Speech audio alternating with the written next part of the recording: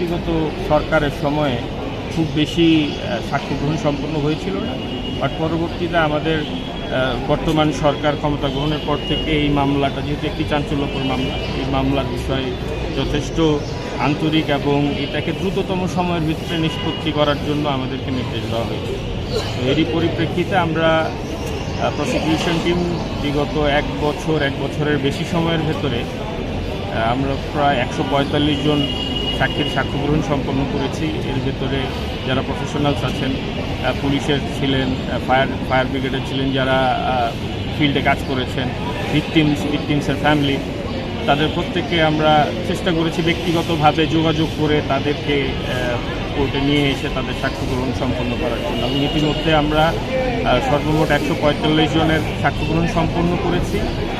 আগামী 30 তারিখে আমাদের পরবর্তী ধার্য তারিখ, এবং সেই তারিখের জন্য আমরা বেশ কিছু প্রসেস ইস্যু করেছি, যাদের ভেতরে পুলিশের ঊর্ধ্বতন কর্মকর্তা আছেন, বুয়েটের ইঞ্জিনিয়ার্স আছেন, সংশ্লিষ্ট ঘটনার সময় দায়িত্বরত যারা ইঞ্জিনিয়ার্স, ডাক্তার্স এবং পুলিশের কতিপয় সদস্য আছেন।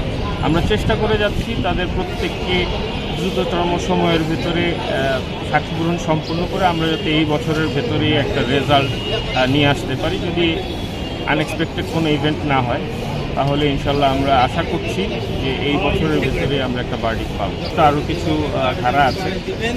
আর এই মামলাতে সম্পূর্ণ আসলে যতজন ভিকটিম আছেন, যতজন মারা গিয়েছেন, আহত হয়েছেন, এই কমপ্লিট ঘটনার উপরে এই মামলাটা, এই ইমারত বিষয়ের যে বিষয়টা আছে, এটার জন্য সেপারেট আর একটা মামলা চলমান আছে।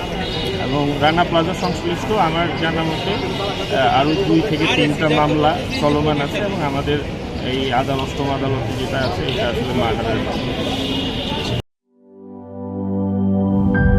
ইউরোপ, এশিয়া, আমেরিকা, যেখানে যাই বিশ্বের 145টি দেশে আজ ফ্রুটো পাই।